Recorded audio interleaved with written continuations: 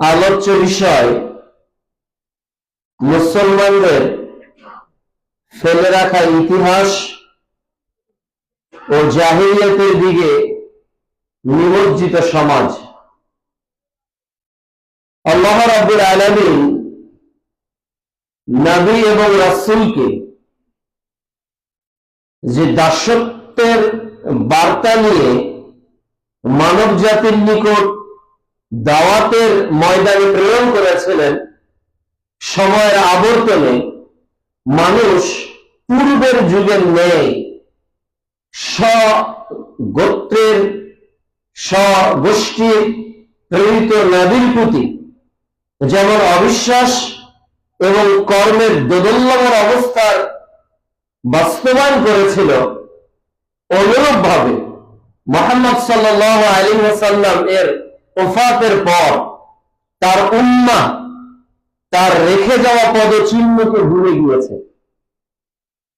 যে তাওহীদের দাওয়াত তিনি তার জীবনের 23 বছর ধরে লক্ষাধিক সাহাবীর নিকট প্রচার করেছেন, যে সাহাবীগণ জীবনের দ্বার প্রান্ত পর্যন্ত এই তাওহীদের প্রতি অবিচল ছিলেন।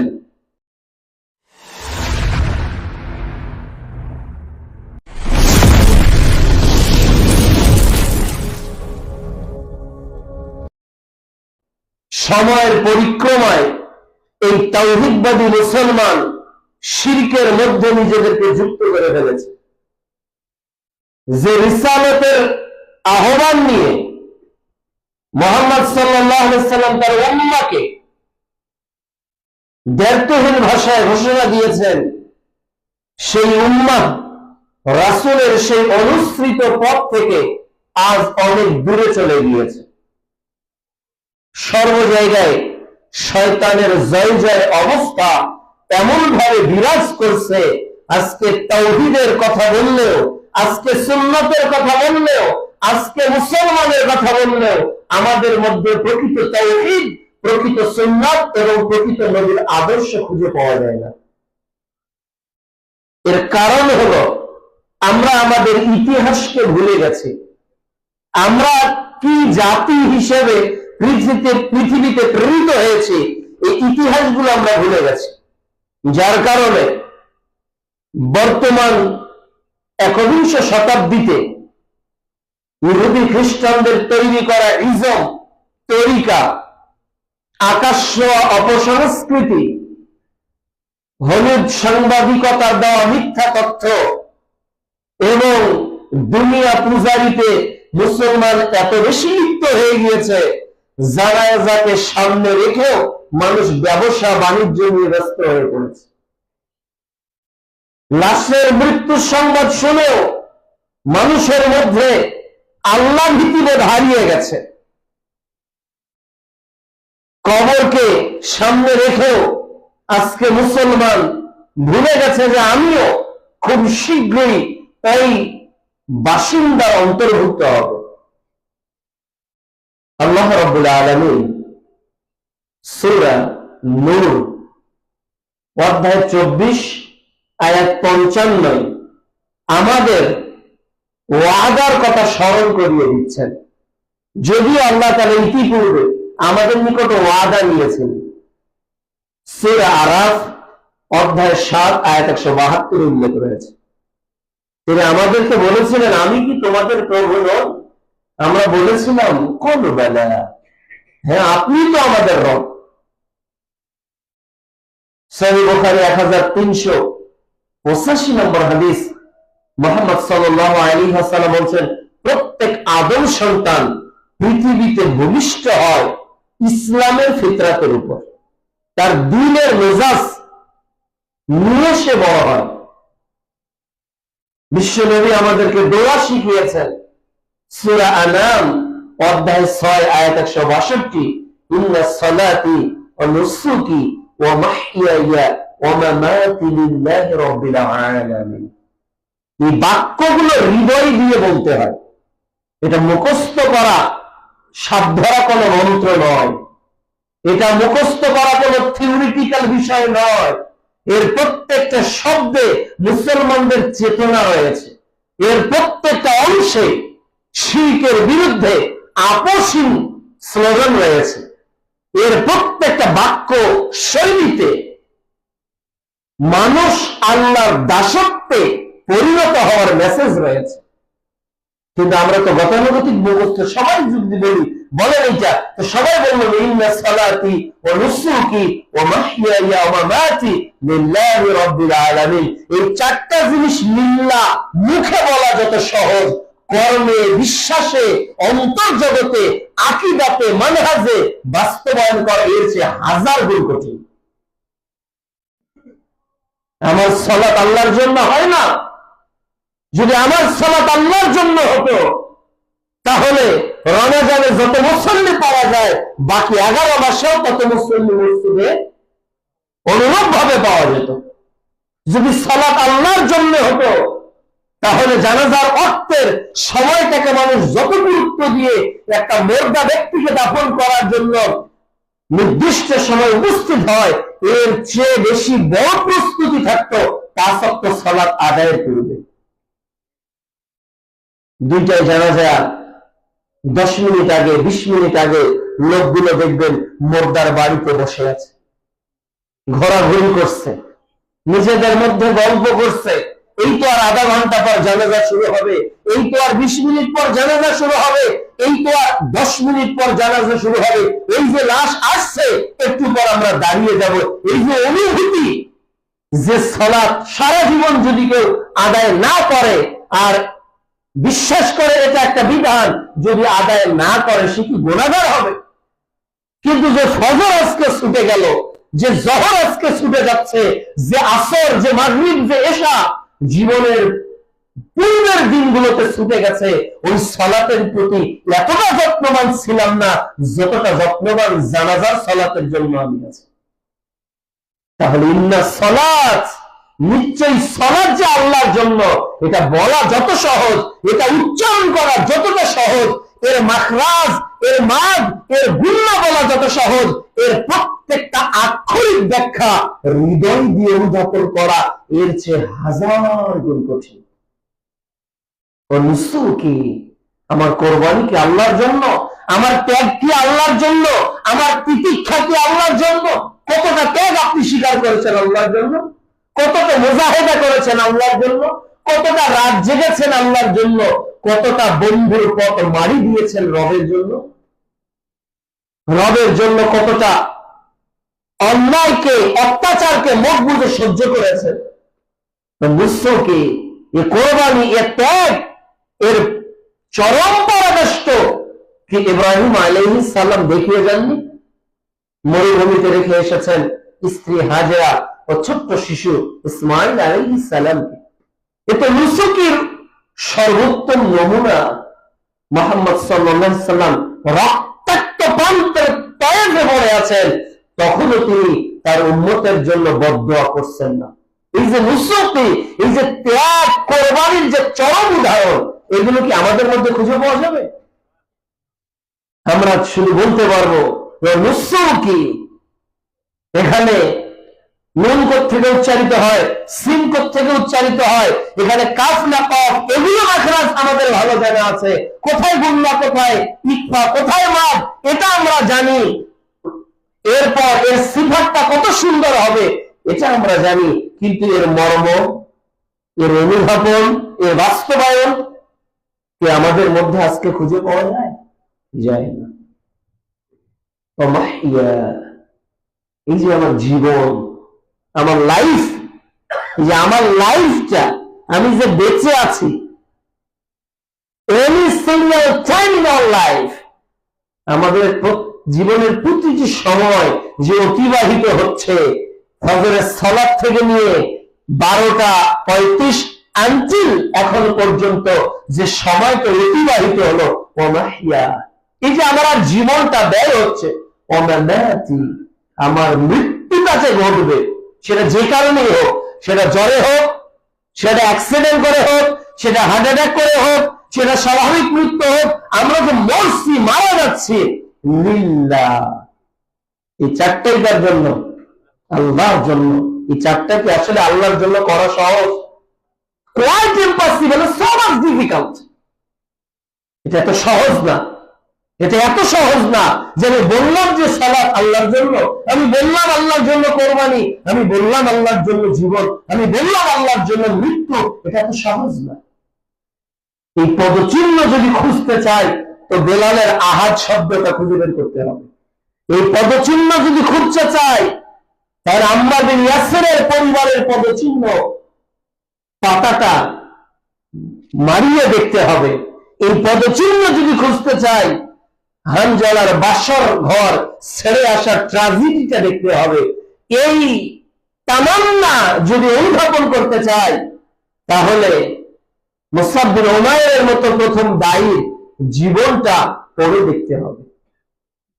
আমরা আল্লাহর নিকট ওয়াদা করেছি, আল্লাহ ওয়াদার বাস্তবায়ন আমাদেরকে জানিয়ে দিচ্ছে। আল্লাহ তাআলা বলছেন ওয়া'দাল্লাহু আল্লাযীনা আমানু মিনকুম ওয়া আমিলুস সালিহাত।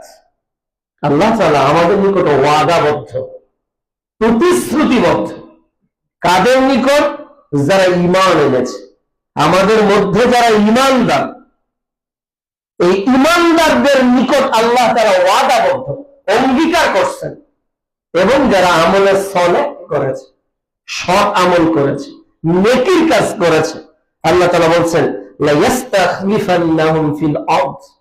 এই জমিনের যে নেতৃত্ব, এই জমিনের যে মানব জাতির প্রতিনিধিত্ব, এটা আল্লাহ তাআলা আমাদেরকে গিফট করবেন, দান করবেন। সুবহানাল্লাহ।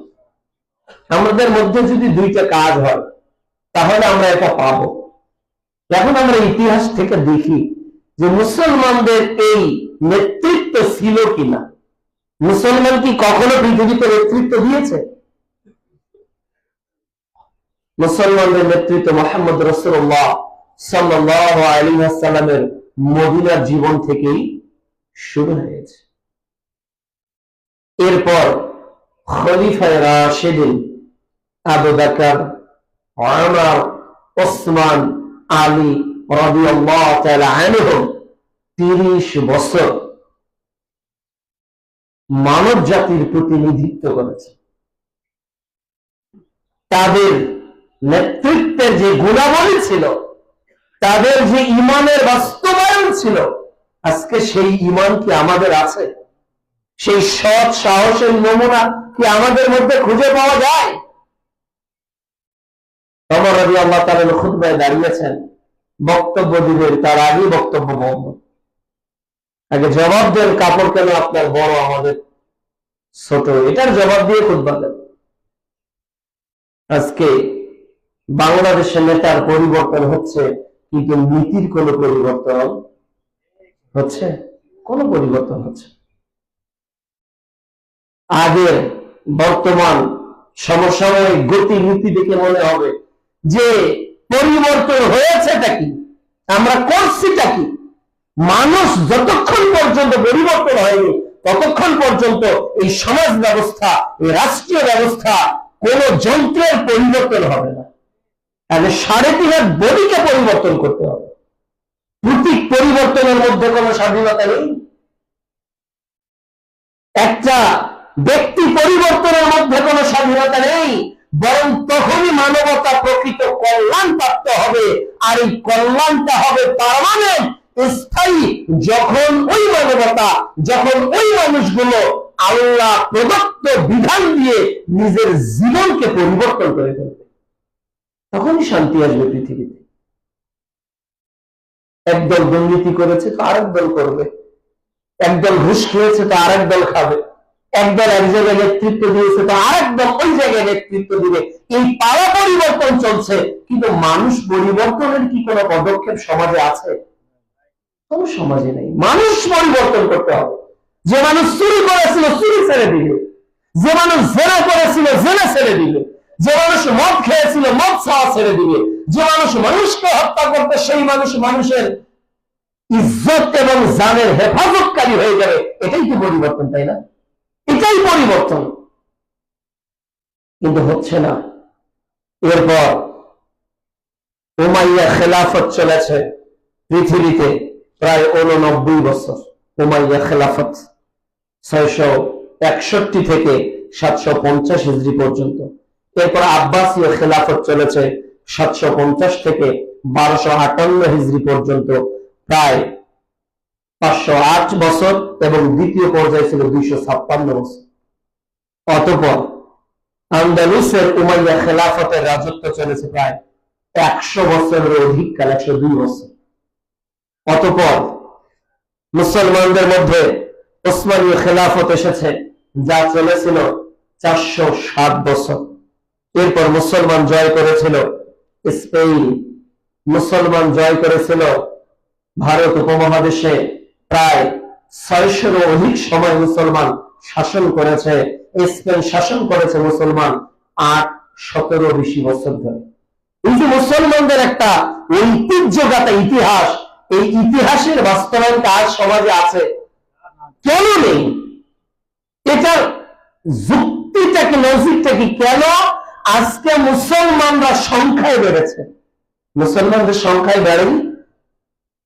বর্তমান পৃথিবীতে 800 কোটি মানুষ, এর মধ্যে প্রায় 200 কোটি মানুষ মুসলমান। রেশিওতে তো আমরা অনেক বেশি। বদরে 313 আর ওদের 3000। এরপর তাবুকে দেখেন, খন্দকে দেখেন, বড় বড় যুদ্ধ হতে দেখেন, মুসলমানরা ছিল একেবারে মাইনরিটি পার্সেন্ট, অল্প লোক। আর এদের এগেইনস্টে যারা ছিল, এরা ছিল বিশাল সৈন্য, অস্ত্রে সজ্জে সুসজ্জিত। এরপরেও তারা কেন পরাজিত হয়েছে? আর মুসলমানরা কেন বিজয় লাভ করেছে? কেন তাদের আদর্শ গোটা পৃথিবীর মানুষ মেনে নিয়েছে? এটা ওই আয়াতের মধ্যেই আছে, সূরা নূরের 55 নম্বর আয়াত। যদি মানুষ ঈমান আনত, কাদের মতো? সাহাবীদের মতো করে। আমরা বলি না সিরাতাল্লাযীনা আন'আমতা আলাইহিম? আমরা কোন সিরাত চাই? আমরা কোন পথের অনুসরণ করতে চাই? ইহদিনাস সিরাতাল মুস্তাকিম বলে তো বলি না গায়রুল মাগদুবি আলাইহিম, বরং সিরাতটা কেমন হবে, পথের কন্ডিশনটা, স্ট্রাকচারটা কেমন হবে, এর জন্য আয়াত বলি সিরাতাল্লাযীনা আন'আমতা আলাইহিম, তোমার নিয়ামত প্রাপ্ত বান্দারা যে পথে চলেছে।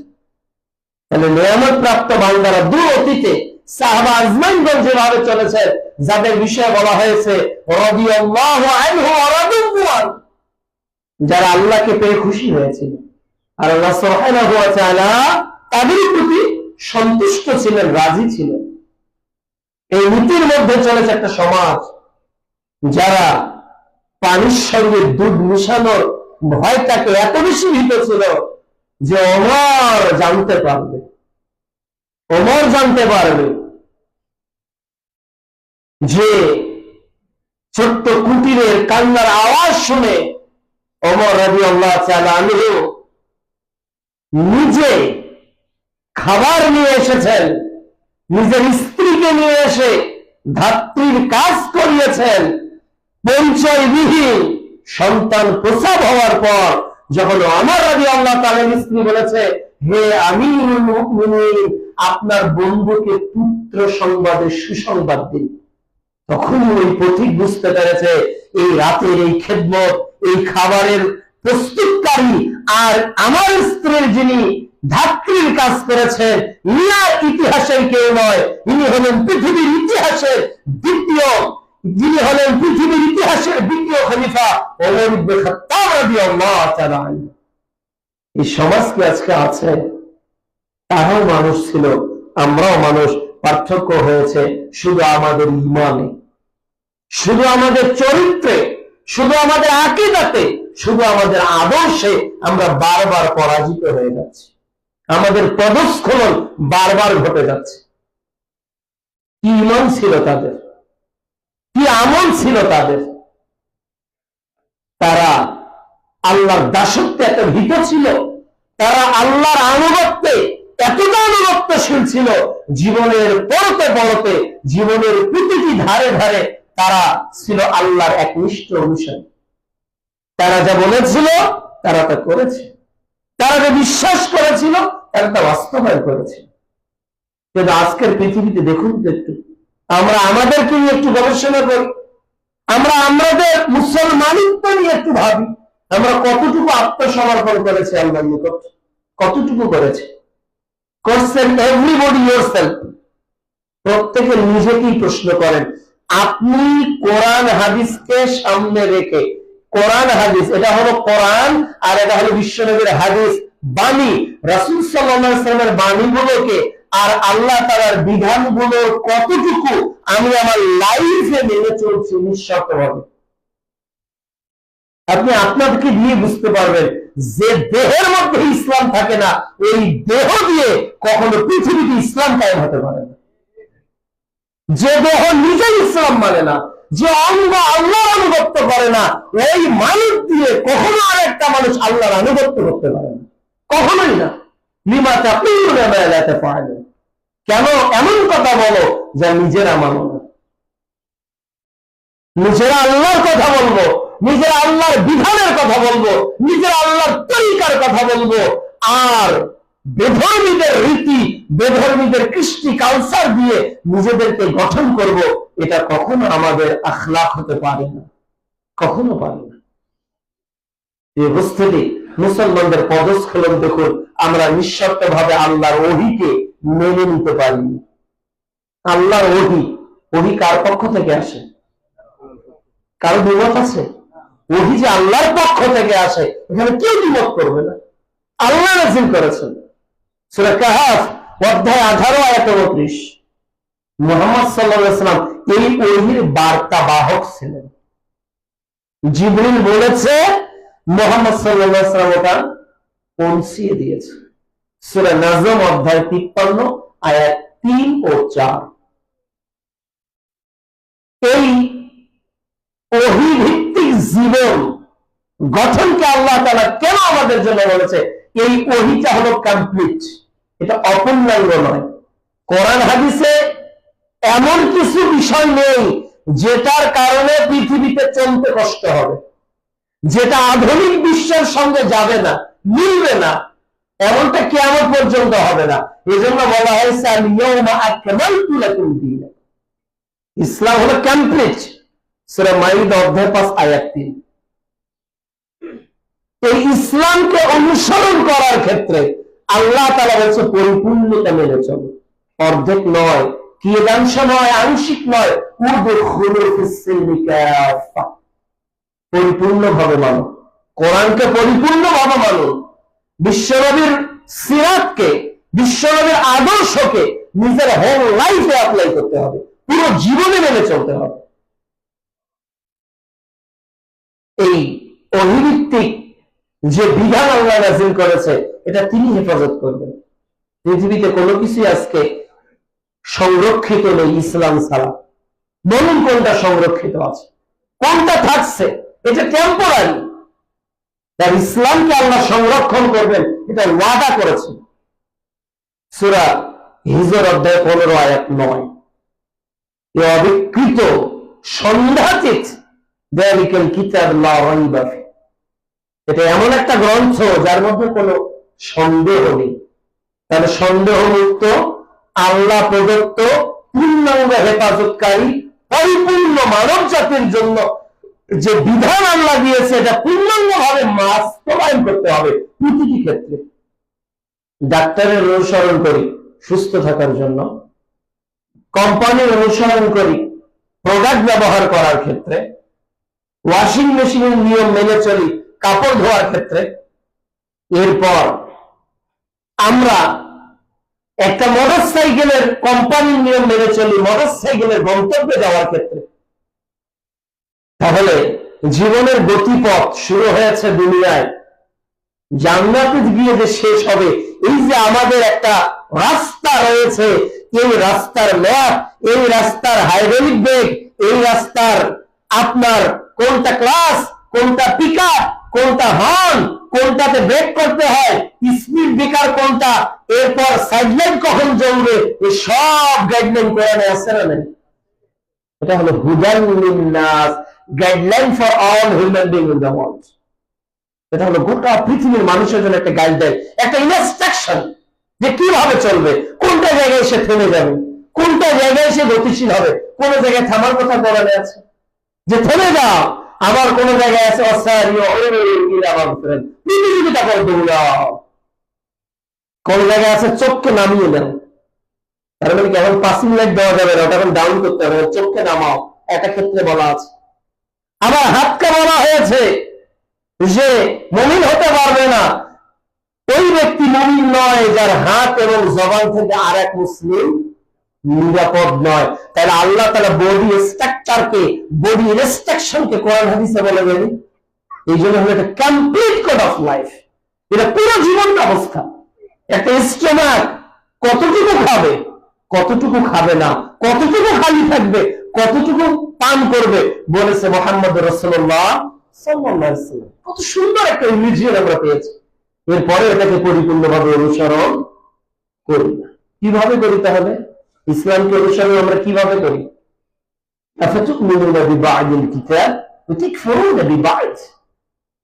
কিতাবের কিছু অংশ মানে আর কিছু অংশকে অমান্য করে দিই, ছেড়ে দিই।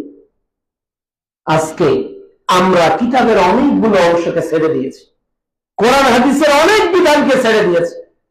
আর যেখানে ইসলাম ছেড়ে দিয়েছি ওখানে জাহিলিয়াত চলে এসেছে, যেখানে ইসলাম ছেড়ে দিয়েছি ওখানে তাগুত চলে এসেছে, যেখানে সুন্নাত ছেড়ে দিয়েছি ওখানে বেদাত চলে এসেছে, যেখানে তাওহীদ ছেড়ে দিয়েছি ওখানে শিরক চলে এসেছে, যেখানে মুসলমানদের সভ্যতা ছেড়ে দিয়েছি ওখানে বেধর্মীদের অসভ্যতা চলে এসেছে। প্রতিটি ক্ষেত্রে তারা একটাকে উঠিয়েছে, তাদেরটা দিয়েছে, ইসলাম থেকে আমাদেরকে দূরে করে তাদেরটা দিয়ে দিয়েছে। প্রতিটি ক্ষেত্রে ব্যক্তি জীবন থেকে শুরু করে সমাজের এমন কোন জায়গা পাবেন না যেখানে তারা তাদের প্রোডাক্ট আমাদেরকে দিয়ে বিক্রি না করছে। প্রত্যেকটা জায়গায় আমরা তাদের কাছে জিম্মি হয়ে গেছি, বিক্রি হয়ে গেছে। অথচ আল্লাহ তাআলা আমাদেরকে সতর্ক করেছে।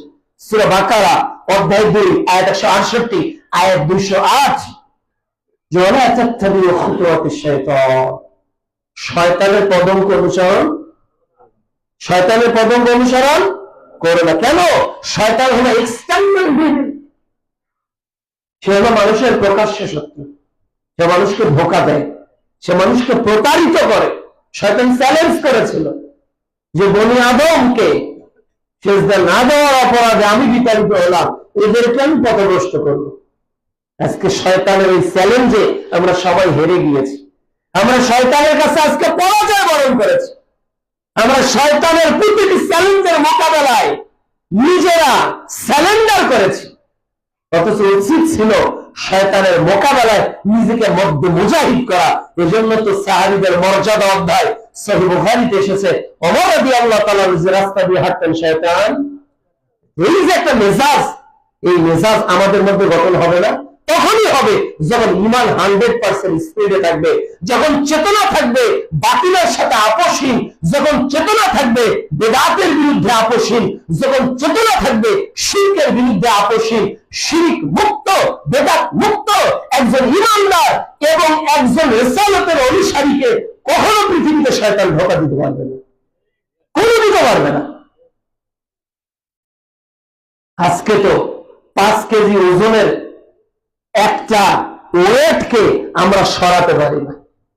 5 কেজি ওজন, 3 কেজি ওজন যদি একটা 22 বছরের 28 বছরের যুবককে বলি যে 5 কেজি ওজনটা একটু সরিয়ে দাও, তো পারবে না। যুবকরা এত প্যারালাইজড, বলবেন 5 কেজি ওজন সরাতে পারবে না, ইজি। এটা আপনার কাছে ইজি মনে হচ্ছে, কিন্তু আমার কাছে এটা 1000 টন ওজনের মনে হচ্ছে। যখন ফজরের আযান রক্ত হয়ে যায় তখন 1000 কম্বল গায়ে দেওয়া যুবক, 1000 লেপ গায়ে দেওয়া যুবক, 1000 আধুনিক ব্যবহার করা চাদর গায়ে দেওয়া যুবক 3 কেজি ওজনের, 5 কেজি ওজনের ওই কম্বলটাকে গায়ের থেকে ছুঁড়ে ফেলে দিয়ে মসজিদের দিকে যে যুবক 5 কেজি কম্বলকে ছুঁড়ে ফেলতে পারে না, এই যুবকের দ্বারায় আগামী দিনের রেনেসাঁ হওয়া কখনোই সম্ভব নয়। এই যুবকই হলো শয়তানের গোলাম, এই সার্ভেন্ট অফ আল্লাহ নয়, এ হলো সার্ভেন্ট অফ ডেভিল, এ হলো শয়তানের চাকর।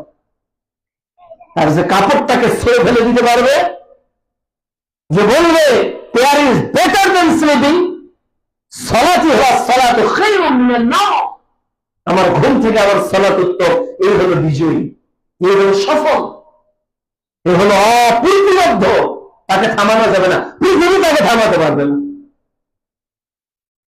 আযান হয়েছে, আত্মীয়ের বাসা যান, বন্ধুর বাসা যান, শ্বশুরের বাসা যান, দুলা ভাইয়ের বাসা যান, জামাইয়ের বাসা যান, আগে সালাত। আগে কি?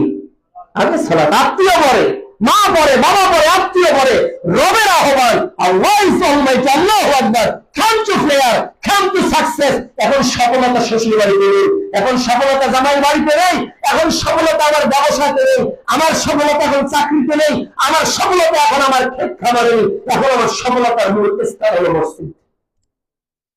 যেদিন মুসলমান তার হারানো ঐতিহ্য ফিরে পাবে, যেদিন মুসলমান তার চেতনাকে পুনর্জীবিত করতে পারবে, যেদিন শয়তান আমাদের কাছে পরাজিত হবে, ওই দিন পৃথিবীর সব তন্ত্রমন্ত্রের উপর পৃথিবীতে আবার ইসলাম বিজয় লাভ করবে। কিন্তু যতদিন ফজরের চাদরটা উঠাতে পারি নাই, যতদিন নিজের অলসতা বিলাসিতাকে ত্যাগ করতে পারিনি, ততক্ষণ পর্যন্ত রাষ্ট্রে ইসলামকে দূরের কথা, নিজের 3.5 হাত বলিতে ইসলাম আনা সম্ভব না, যতক্ষণ পর্যন্ত চেতনার পরিবর্তন আমরা ঘটাই।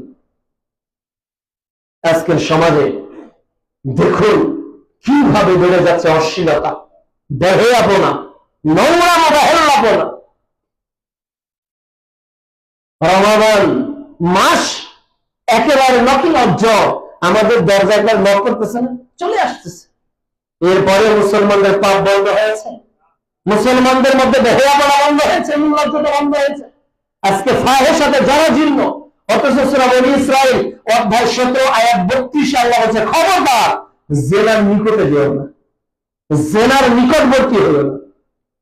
সেই বাংলাদেশের চিত্র, এই পৃথিবীর চিত্র এক ভয়ঙ্কর রূপ ধারণ করেছে।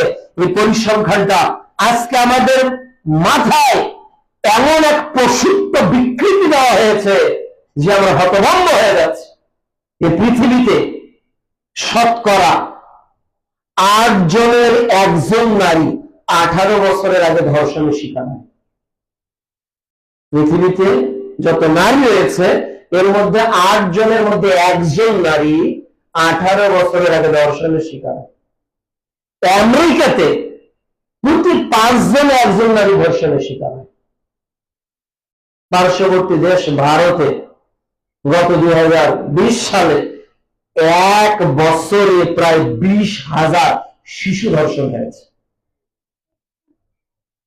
বাংলাদেশে গত 24 জানুয়ারি থেকে আগস্ট পর্যন্ত 8 মাসে প্রায় 224 জন শিশু ধর্ষণের শিকার হয়েছে। বাদ যাচ্ছে না কেউ। এই যে গত কালকেই মনে হয় রাজশাহী থেকে রাজশাহীর দিকে বাসে নারী ধর্ষণের শিকার হয়ে, চলন্ত বাসে ধর্ষণের শিকার হয়েছে। মানুষের মস্তিষ্ক কি পশু হয়ে গেল? মানুষের হায়া, লজ্জা, শরম, বিবেকবোধ এইভাবে উঠে গেল। একটা চলন্ত বাসে একজন পুরুষ, রাসূল সাল্লাল্লাহু আলাইহি ওয়াসাল্লাম বলেছেন যে এক কাঁথার নিচে 10 বছর পার হয়ে গেছে, এইরকম 2 জন যুবক যাতে এক কাঁথার মধ্যে না থাকে, সে জায়গায় একজন পুরুষ উলঙ্গ হয়ে 2 জন পুরুষ, 4 জন পুরুষ লজ্জাস্থান বের করে 1-2 জন নারীকে গণধর্ষণ করে। এরা মানুষ নয়, এরা আবু জেহেলের জাতির থেকে নোংরা মানুষ। এই অসভ্যতা আজকে চলছে। দেখুন আজকে আমাদের সমাজে বাংলাদেশে 2024 সালের একটা রিপোর্ট যে বাংলাদেশে প্রতি 9 ঘন্টায় 1 জন করে নারী ধর্ষণের শিকার হয়। প্রতি 9 ঘন্টায়, 9 ঘন্টা পর 1 জন নারী ধর্ষণের শিকার হয়। তাহলে এটা যদি ধর্ষণের অবস্থা হয়, জেনার অবস্থা কি তাহলে?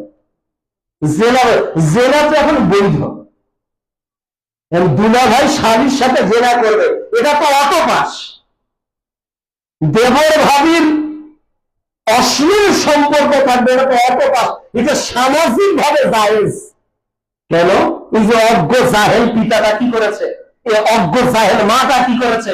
দুলা ভাই এসেছে, মেয়েকে বলেছে যা দেখি তো দুলা ভাইকে গিয়ে নাস্তা দে। এ কি মা না পশু?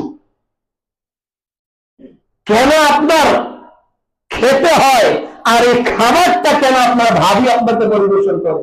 আপনার মা বেঁচে নেই, আপনার বড় বোন বেঁচে নেই, আপনার ছোট বোন বেঁচে নেই, কেন ভাবির বানানো ভাত আপনাকে খেতে হয়? এটা হলো মুসলিম সমাজে আইয়ানে জাহিলিয়াতের নতুন ভার্সন। পর্দার খেলাফ জেনার বিস্তৃতি আজকের সমাজে ব্যাপক হারে ঘটছে। এটা ঠেকানোর জন্য আজকে কি এই জেনা কেন বাড়ছে, এই ধর্ষণ কেন বাড়ছে, মানুষের মধ্যে এই পশুত্ব স্বভাব কেন জাগ্রত হচ্ছে? মানুষ তো আশরাফুল মাখলুকাত, তাই না? আল্লাহ তাদের বিষয়ে বলেছেন যে লাকাদ খালাকনাল ইনসান ফি আহসানি তাকওয়িম, আমি মানুষকে উত্তম অবয়ব দিয়ে তৈরি করেছি, তাদের আকল রয়েছে, এজন্য মাথাটা সবার উপরে, সবার উপরে। গরুর দেখবেন পেট, পিঠ, পাছা সব সমান, তার মানে মাথা, ওর পিঠ, ওর যেখানে পায়খানা বের হয় সবটাই কি সমান্তরাল না? কিন্তু মানুষের তো বিবেক আল্লাহ এই জন্য সবার উপর, এরপর কান, এরপর চোখ, যাতে দেখে সে ডিসাইড করতে পারে, শুনে সে ডিসাইড করতে পারে, হৃদয় দিয়েছে। এটা আল্লাহ তো এরপরে বলেছে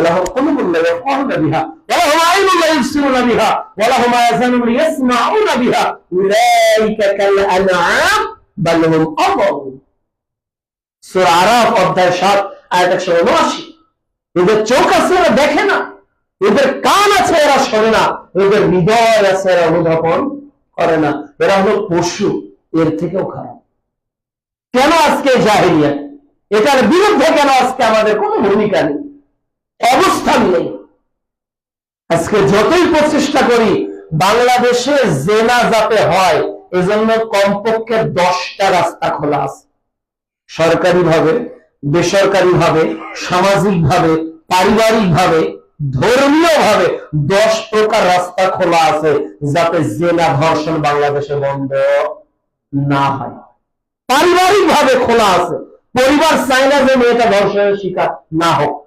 মা চায়, বাবা চায়, হেডমাস্টার চায়, ভিসি চায়, গভর্নমেন্ট চায়, গোটা পৃথিবী চায় যে আমার মেয়েটা ধর্ষিত হোক, জেনার শিকার হোক। এই জন্য 10টা রাস্তা খুলে রেখেছে। এর 1 নম্বর রাস্তা হলো কো এডুকেশন সিস্টেম, মানে নারী পুরুষ একসঙ্গে লেখাপড়া করবে, একসঙ্গে লেখাপড়া করবে। ও ঢাকা টিএসসি তে 21 বইমেলাকে কেন্দ্র করে রমনার বটমিলে একজন গার্লফ্রেন্ড আর একজন বয়ফ্রেন্ড একসঙ্গে শুয়ে থাকবে, জাতি তাতি কিছু বলবে না, এটা অত জায়েজ, এটা বৈধ। আপনি জানবেন এই জায়গাতে যে আজকে এখানে শিক্ষক, এখানে ম্যাডাম, এখানে ছাত্র, এখানে ছাত্রী, গ্রুপ স্টাডি করে, প্রাইভেট পড়ে, সহশিক্ষা, সহচাকরিজীবী হওয়ার কারণে আজকে আমার মেয়েটা বিবাহের আগে 1000 ছেলের সঙ্গে দৈহিক সম্পর্কে লিপ্ত হয়ে যাচ্ছে, আর আমার ছেলেটা বিয়ে হওয়ার আগে 1000 মেয়ের সঙ্গে দৈহিকভাবে জড়িয়ে পড়ছে। কেন? এই কোএডুকেশন সিস্টেমের কারণে। এই শিক্ষাতে ভেজাল যুক্ত শিক্ষা, এই শিক্ষার মধ্যে তো আল্লাহর ভয় শেখানো হয় না, এই শিক্ষা তো সিসিটিভি ক্যামেরার ভয় শেখায়, পুলিশ, র্যাব, কোবরার ভয় শেখায়। আর ইসলাম মানুষকে শেখায় ইত্তাকুল্লাহ, আল্লাহকে ভয় করো। যেদিন মানুষ আল্লাহকে ভয় করবে সেদিন জেনাখোর আল্লাহ রাসূলের কাছে এসে বলবে, তাহিরনি ইয়া রাসূলুল্লাহ, আমাকে পবিত্র করে, আমি জেনা করেছি। এটা কার ভয় হবে? যখন মানুষের মধ্যে আল্লাহর ভয় হবে। কিন্তু শিক্ষা ব্যবস্থা আল্লাহর ভয় কোথায়? তো শিক্ষক তো নিজে নকল সাপ্লাই দিচ্ছে, দুর্নীতি তো সে নিজে করছে। 2 নম্বর, ছেলেদের অবাধ মেলামেশা, অবাধ মেলামেশা পারিবারিক ভাবে। আপনার খালাতো বোনের সঙ্গে খালাতো ভাই ঘুরতে পারবে, মামাতো, ফুফাতো, চাচাতো ভাই বোন একসঙ্গে ঘোরাঘুরি করতে পারবে? কিন্তু আজকের সামাজিক ভাবে এটা কি জায়েজ? কেউ এটাকে কাবিরা গোনা মনে করে। এটা বড় গোনার একটা গোনা, যে খালাতো বোনের সঙ্গে কথা বলা, মামাতো বোনের সঙ্গে কথা বলা, চাচাতো বোনের সঙ্গে কথা বলা, এটা কাবিরা গোনার একটা। কে সাপোর্ট করে? বাপ সাপোর্ট করে, কে সাপোর্ট করে? মা সাপোর্ট করে, কে সাপোর্ট করে? দাদা সাপোর্ট করে, কে সাপোর্ট করে? দাদি সাপোর্ট করে, গোটা পরিবার ব্যবস্থা সাপোর্ট করে যে এরা হলো কাজিন। কাজিনরা ঘুরতে যাবে, এক কাজিনের পিছনে আর এক কাজিন মোটরসাইকেলে চলবে, এটা তো বৈধ। এই যে অবাধ মেলামেশার কারণে মনে করতেছে মামাতো ভাইকে জিব্রাইল আর খালাতো বোন তাহলে ইসরাফিল, এদের মধ্যে কোনো কিছু হয় না। রাত দিন জেনা চলছে, রাত দিন জেনা চলছে। 3 নাম্বার, সময় মতো বিয়ে না দেওয়া। যে বয়সে বিবাহ দেওয়া প্রয়োজন, আমাদের দেশ, এদেশের পৃথিবী একটা নিয়ম করেছে যে বিবাহের বয়স হলো এটা। এটা হলো পাগলে কিনা বলে আর ছাগলে কিনা খায়, একটা প্রবাদ আছে না? তোমার আইন নিয়ে পৃথিবী চলবে, তোমার আইন তো তোমার দেহ মানে না। বাংলাদেশের 20 কোটি মানুষ যদি আজকে আইন পাশ করে, আজকে, যে 70 বছরের আগে কারো দাড়ি পাকবে না, ও আইন কি আপনার দাড়ি শুনবে? তাহলে যে আইন আপনার দেহ শোনে না, আর আপনি মানুষের ক্ষেত্রে আইন অ্যাপ্লাই করতে চাচ্ছেন, আপনি ছাগলের তুলবেন না। আপনি নিজেই জানেন না যে আপনার আইন আপনার দেহ মানে না, আপনার মাথা মানে না, আপনার চুল মানে না, আপনার দাঁত মানে না, আপনার হাতের চামড়া মানে না। আপনি আইন পাস করেন, 100 বছর আগে চামড়া ঢিল হবে না। দেখি আপনার আইন আপনার দেহ মানে কিনা। কয়েক গজ একটা চামড়া আপনার দেহে জড়ানো আছে, ওটাতেই আপনি অ্যাপ্লাই করতে পারেন না, আর গোটা পৃথিবীকে আপনার আইন চাপিয়ে দিচ্ছে। এটা কি সম্ভব? এটা কয়দিন পাচ্ছিল? তাহলে কোন বয়সে বিবাহ দিতে হবে? এটা আমি বললে হবে? আপনি বললে হবে? যদু আর মধু আর কদু বললে হবে? হোয়াইট হাউস থেকে বললে হবে? গণভবন থেকে বললে হবে? ও ভবন পাশ হয়েছে থেকে? আসমান থেকে। আসমান থেকে বিধান পাশ হয়েছে। কোন বয়সে আমার ছেলেটা বিবাহ করবে, কোন বয়সে আমার মেয়েকে বিবাহ দিতে হবে, এই বিধান 1450 বছর আগে পাশ হয়েছে। এই বিধানের সঙ্গে পাল্লা করে যখন আপনি বিধান দিচ্ছেন, তখন ধর্ষণ বাড়ছে, জেনা বাড়ছে। সহিহ বুখারী কিতাবুন নিকাহ, বিবাহ একটা অধ্যায় আছে, 67তম পর্ব, হাদিস নাম্বার 5065। দিয়ে নবী বলছে, হে যুবকেরা, যাদের সামর্থ্য আছে তারা যেন বিবাহ করে। সামর্থ্য আছে, তাই মানে বান্ধবীকে বাদাম 10 টাকার কিনে খাওয়াচ্ছেন, আপনার সামর্থ্য আছে, আপনাকে বিবাহ করতে হবে, আপনাকেই বিবাহ করতে হবে। 14 ফেব্রুয়ারিতে একটা গোলাপ ফুল দেওয়ার সামর্থ্য আপনার আছে, তাহলে আপনার জন্য বিবাহ বৈধ। কারণ আপনি বুঝতে শিখেছেন যে একজনকে ভালোবাসা গোলাপ ফুল দিয়ে নিবেদন করতে হয়। আপনার জন্য বিবাহ ফরজ। হতে পারে আপনার বয়স 14 বছর, হতে পারে আপনার বয়স 18 বছর, আপনার জন্য বিবাহ জায়েজ। সাহাবী বলছে, আল্লাহ রাসূল, আপনি যদি না চান তাহলে এই নারীকে আমি বিবাহ করব। মুহাম্মদ সাল্লাল্লাহু আলাইহি ওয়াসাল্লাম বলেন, মোহরানা নিয়ে আসো। গোটা বাড়ি তন্ন তন্ন করে খুঁজে দেখলো যে মোহরানার কোনো অর্থ নেই। আল্লাহ রাসূল বলেন, আরে আংটিও কি লোহার একটা বাড়িতে নেই? তো বলতেছে আল্লাহ রাসূল, আংটিও যে লোহার নেই, তো তুমি কি কোরআন জানো? হ্যাঁ কোরআন জানি। আচ্ছা, বিবাহের পর বাসর রাতে এটা কোরআন শিখিয়ে দিও, যখন ওদেরকে বিবাহ দিয়ে দিল। বিবাহ কত সহজ! রাসূলের যুগে বিবাহ কত সহজ। আর এখন বিবাহ মানে একটা ঢালাই করা ছাদ লাগবে, বিবাহ মানে একটা টাইলস করা বাথরুম লাগবে, বিবাহ মানে একটা অ্যাপাচি গাড়ি থাকতে হবে, বিবাহ মানে একটা সরকারি বেসরকারি চাকরি থাকতে হবে, বিবাহ মানে প্রতি মাসে 40,000 টাকার একটা ইনকাম থাকতে হবে। এইগুলো যত থিওরির কথা বললাম, সব হলো আবু জেহেলের তৈরি থিওরি, সব হলো লাত মানাত উজ্জাতের তৈরি থিওরি। এটার সঙ্গে কোরআন হাদিসের কোনো মিল নাই, কোনো মিল নেই।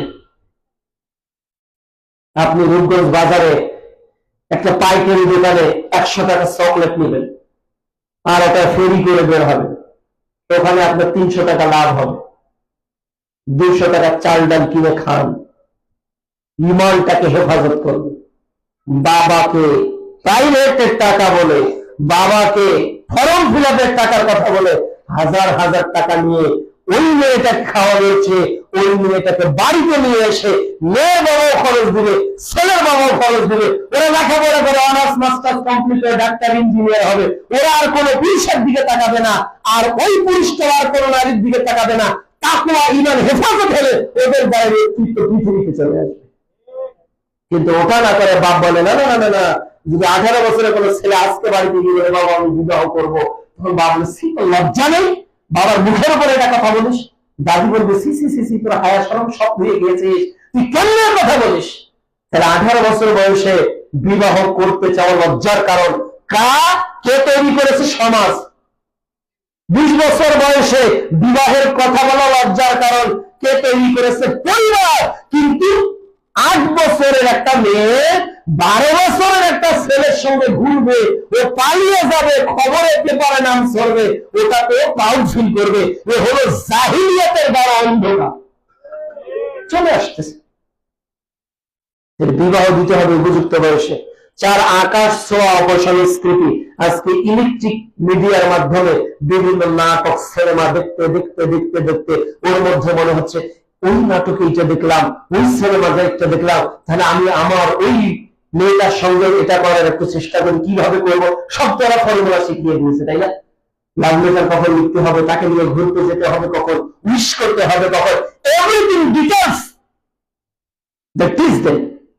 তারা আমাদেরকে শিক্ষা দিয়ে দিয়েছে, আমাদের যুবকদেরকে দিয়েছে, এজন্য ওরা ওদের অ্যাপ্রোচকে অ্যাড্রেস করে।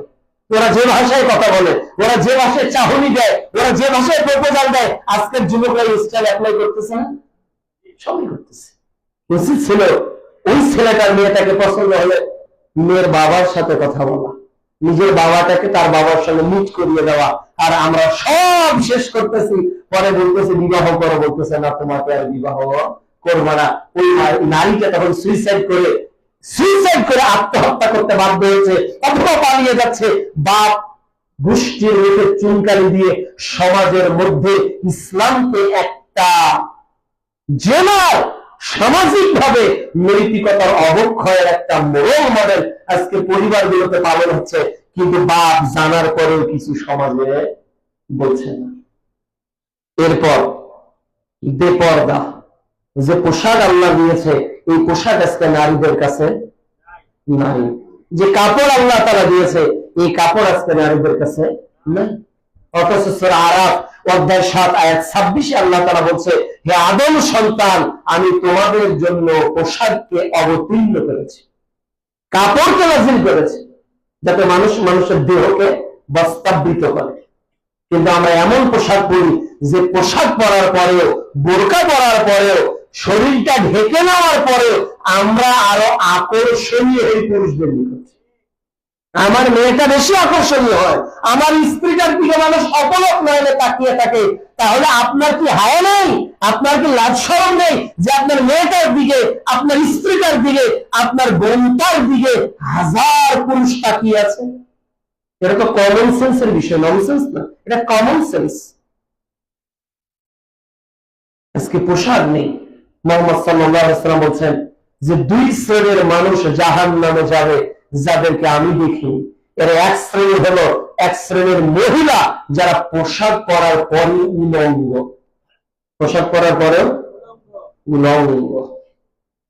আজকে আপনাদের এখানে একটু পরে সালাতের পর আরেকটা জানাজার সালাত আদায় করাবেন না? পারবেন। শুনলাম এই মসজিদের যিনি সভাপতি, তার চাচি, তার বড় চাচি মারা গেছে। আল্লাহ তাআলা তাকে জান্নাতুল ফেরদৌসের মেহমান হিসেবে কবুল করেন। আপনাকে শেখার জন্য বলছি, আজকে যে মাইয়াতকে আমরা দাফন করব, তিনি একজন মুআন্নাস, মহিলা। তার যখন গোসল করানো হয়েছে, কোন পরপুরুষ ওই বাড়িতে ঢুকেছিল? ঢোকেনি। তার শরীরটা তো দূরের কথা, তার মুখটা কাউকে দেখতে দিবে? পরপুরুষকে আপনি আমি চাইলে দেখতে পারবো যে সভাপতি আপনার বড় চাচি মারা গেছে, একটু দেখি কেমন, দিব? কেউ দিব না। তাহলে আপনার আমার কি কমন সেন্স নেই? সাধারণ জ্ঞান নেই? একটা মুর্দা, ওই মুর্দার গোটা শরীরে যদি একটা সুতাও না থাকে, ধরেন আমেরিকার কোন একটা জেলখানায় কোন মুসলিম নারীকে ধর্ষণ করে হত্যা করা হয়েছে, দেহে একটা কাপড় নেই, গোটা পৃথিবীর মিডিয়া, গোটা পৃথিবীর 800 কোটি মানুষ যদি ওই নারীকে এই অবস্থায় দেখে, বলেন তো ওই মুর্দার আমল নামায় আর কি কোনো পাপ লেখা হবে? লেখা হবে।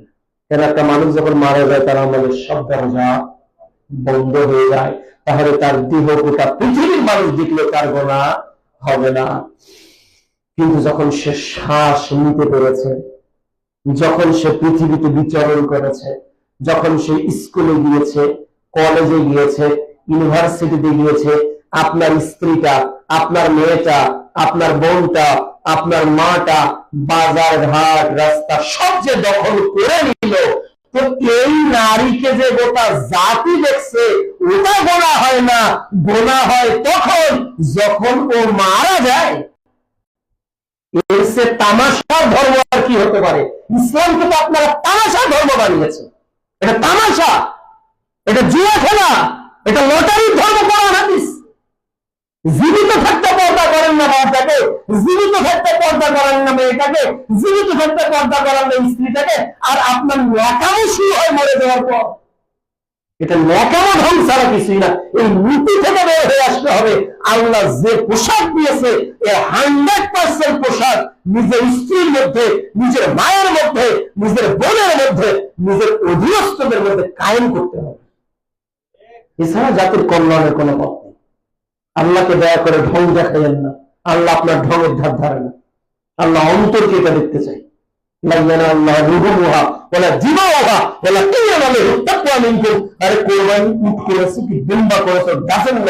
আমি আল্লাহ দেখতে চাই তাকওয়াশীলকে। কে পরহেজগার, কে পরহেজগার? আজকে এখানে যতজন উপস্থিত আছেন, যদি জানতে পারেন পহেলা রমাদানে আপনি মারা যাবেন, কেউ যদি জানতে পারে যে পহেলা রমাদানে আপনি মৃত্যুবরণ করবেন, আচ্ছা বলেন তো, আজকে 21 তারিখ, আগামী মার্চের 2 তারিখ থেকে রমাদান শুরু ইনশাআল্লাহ। এই যে 9 দিন পর আপনার মৃত্যু হবে এটা জানছেন আপনি। এখন যারা ক্লিন শেভ করেন তারা কি বলেন কয়বার ব্লেড লাগাবেন? 9 দিনে কেন লাগাবেন? Question myself.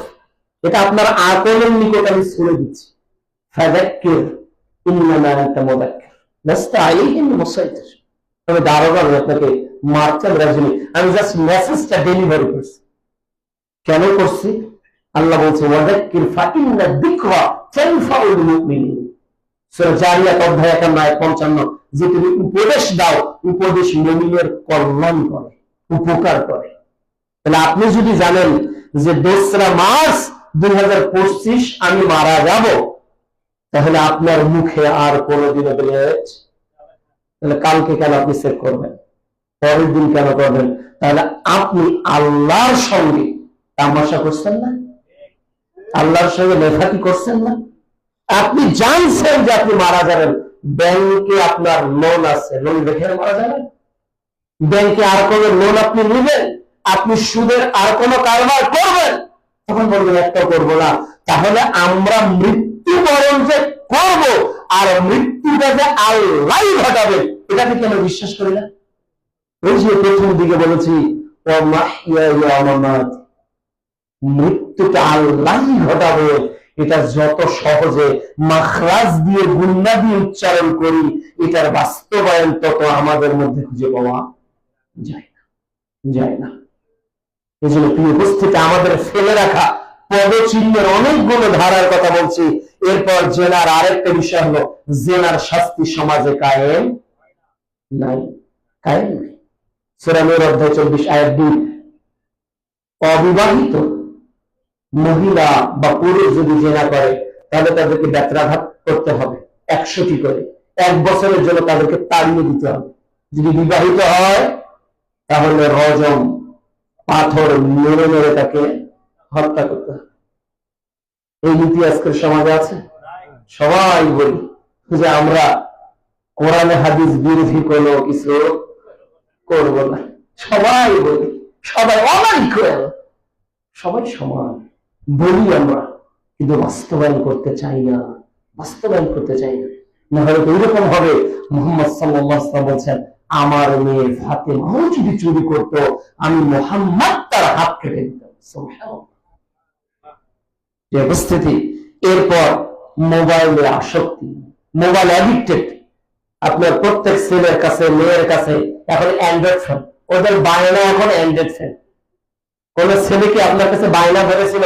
এমন বাপ কয়েকজন আজকের এই মসজিদে আছেন, ছেলে বায়না ধরতেছে, বাবা কুতুবে সিত্তার বই তুমি আমাকে কিনে দাও। বাবা সালাতুর রাসূল বই কিনে দাও, বাবা সিয়াম কিয়াম বইটা কিনে দাও, বাবা কে বড় লাভবান বইটা কিনে দাও, বাবা মরণ একদিন আসবে বইটা কিনে দাও, বাবা তাইসিরুল কোরআন বইটা কিনে দাও, বাবা এই বইটা কিনে দাও, বাবা আমি আরবির একটা কোর্স করতে চাই, বাবা আমি কোরআন মাজিদ শিখতে চাই। এই বায়না কি আজকের সন্তানরা ধরে?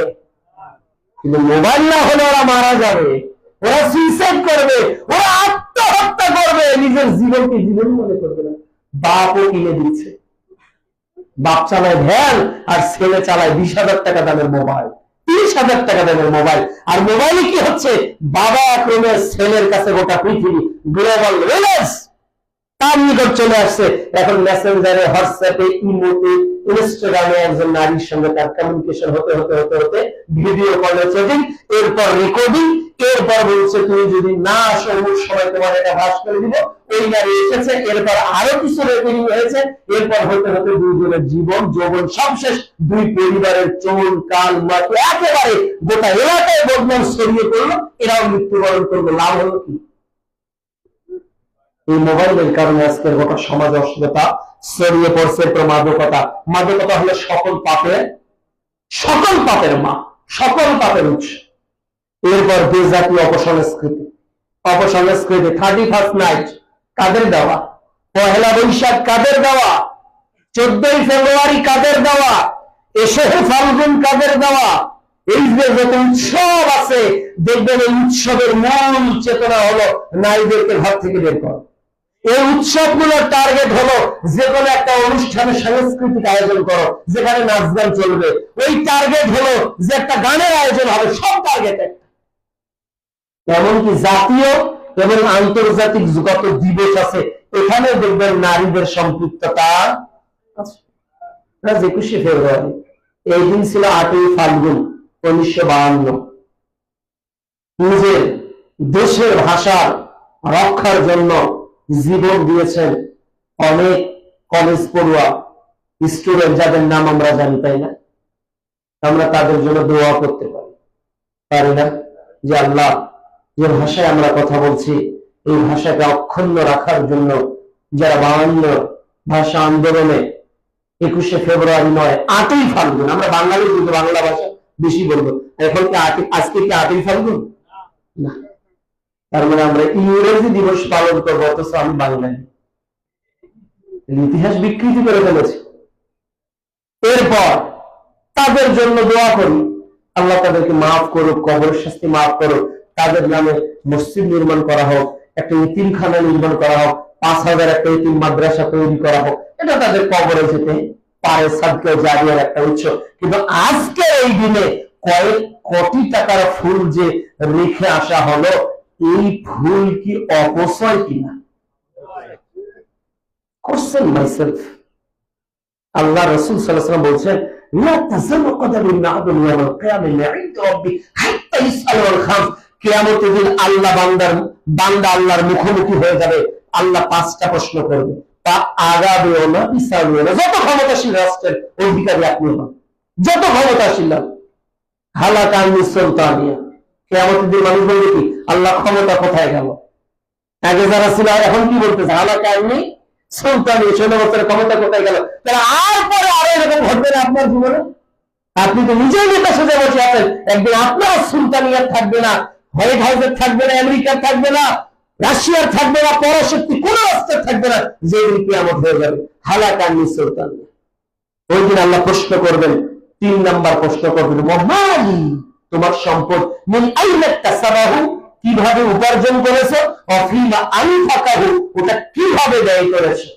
যত কোটি টাকার ফুল আপনি ক্রয় করে অপচয় করলেন, আল্লাহর কসম করে বলছি, প্রত্যেক গন্ধা, প্রত্যেক রজনীগন্ধা, প্রত্যেক ফুল কিভাবে অপচয় করেছেন, এর জবাব না দিয়ে বিচারের মাঠে আপনি এক ধাপ আগাতে পারবেন।